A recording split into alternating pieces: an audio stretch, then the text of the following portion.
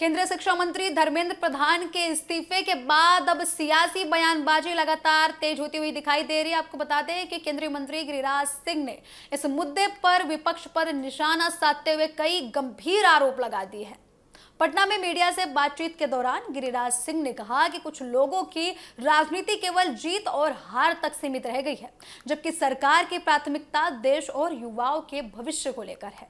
गिरिराज सिंह ने कहा कि अगर विपक्ष का नजरिया केवल राजनीतिक लाभ और नुकसान तक सीमित रहेगा तो देश के लिए काफी ज्यादा चिंता की बात है।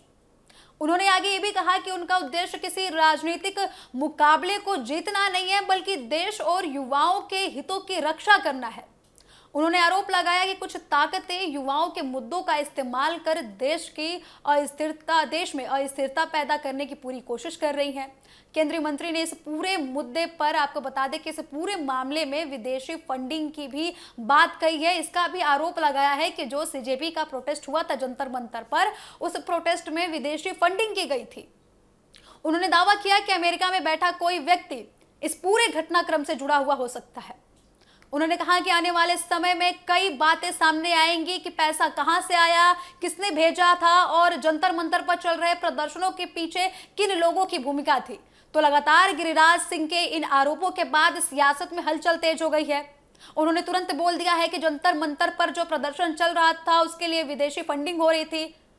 तो गिरिराज सिंह के इस आरोप के बाद अब जांच की भी बात उठ रही है। लोग सवाल उठा रहे हैं कि जो जंतर मंतर पर आंदोलन हुआ, 37 दिन तक ये आंदोलन चला, उसकी फंडिंग आखिर हुई कहाँ? वहां पर जो खाने की चीजें लाई जा रही थी, जो बाकी चीजें वहां पर प्रोवाइड कराई जा रही थी, आखिर उन चीजों के लिए फंड कहां से आ रहा था? इसको लेकर गिरिराज सिंह से काफी बड़ा सवाल खड़ा कर दिया। उन्होंने तुरंत बोल दिया है कि अब जो भी इस मामले की चीजें हैं उनकी जांच की जाए और जो भी फंडिंग हो रही थी वो विदेशों से फंडिंग की जा रही थी।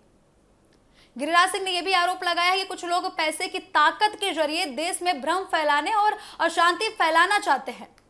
उन्होंने आगे कहा कि सरकार हर गतिविधि पर नजर रख रही है और जांच के बाद कई तथ्यों का खुलासा हो सकता है। हालांकि उनके इन आरोपों पर विपक्ष की ओर से अभी तक प्रतिक्रियाएं नहीं आई हैं और सभी की निगाहें टिकी हुई हैं कि विपक्ष इन आरोपों पर क्या प्रतिक्रिया देता है और क्या रुख अपनाता है।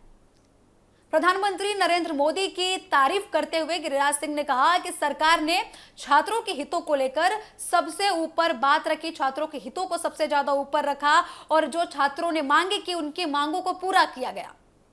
उन्होंने कहा कि प्रधानमंत्री की दूरदर्शिता और फैसलों की वजह से लाखों छात्रों का भविष्य प्रभावित होने से बच गया।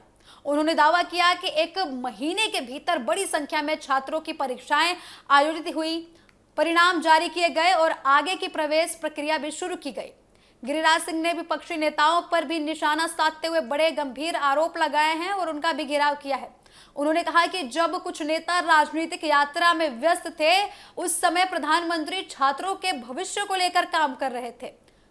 उन्होंने सीधा यहां पर राहुल गांधी पर निशाना साधने की कोशिश की। उन्होंने कहा कि सरकार ने यह सुनिश्चित किया है कि परीक्षा प्रक्रिया में देरी ना हो और छात्रों का समय बर्बाद ना हो। आपको बता दें कि नीट और अन्य प्रतियोगी परीक्षाओं से जुड़े विवादों के बाद देश भर में छात्रों ने विरोध प्रदर्शन किया था। लगातार जंतर मंतर पर भी प्रदर्शन दर्ज किया गया और फिर उसके बाद महाराष्ट्र से, बिहार से, कई राज्यों से ऐसी तस्वीरें निकलकर सामने आई जहां छात्रों ने भारी मात्रा में इकट्ठा होकर विरोध प्रदर्शन किया। परीक्षा में कथित गड़बड़ी और पेपर लीक के आरोपों को लेकर छात्र संगठनों ने कई जगहों पर आंदोलन किया। दिल्ली के जंतर मंतर समेत कई स्थानों पर प्रदर्शन दर्ज किए गए, जिसके बाद शिक्षा मंत्रालय पर भी दबाव बढ़ गया और धर्मेंद्र प्रधान को इस्तीफा देना पड़ा।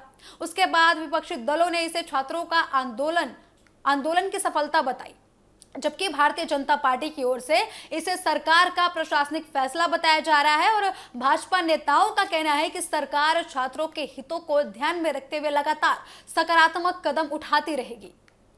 अब इसी बीच गिरिराज सिंह के इस बयान के बाद राजनीतिक बहस और भी ज्यादा तेज होती हुई दिखाई दे रही है। उन्होंने जहां सरकार के फैसले का बचाव किया, वहीं विपक्ष पर युवाओं के मुद्दों को लेकर राजनीतिक हथियार के रूप में इस्तेमाल करने का आरोप भी लगा दिया। नीट विवाद और परीक्षा व्यवस्था को लेकर उठे सवालों के बीच अब सबकी नजर आगे की जांच पर टिकी हुई है और सरकार की ओर से उठाए जाने वाले कदमों पर सबकी नजरें टिकी हुई हैं। तो आने वाले दिनों में ये मुद्दा संसद और राजनीतिक मंचों पर भी चर्चा का विषय बन सकता है। लगातार आपको बता दें कि बीजेपी के द्वारा ये बोला जा रहा है कि ये केवल प्रशासनिक बदलाव है और अगर कोई गड़बड़ी हुई है तो इसकी जवाबदेही तय की गई है। वही विपक्ष की बात करें तो विपक्ष लगातार सरकार पर अब तक हमलावर है। फिलहाल इस बुलेटिन में इतना ही। टीवी 7 भारत पर खबरों का सिलसिला लगातार जारी है। जुड़ रहे हमारे साथ। नमस्कार।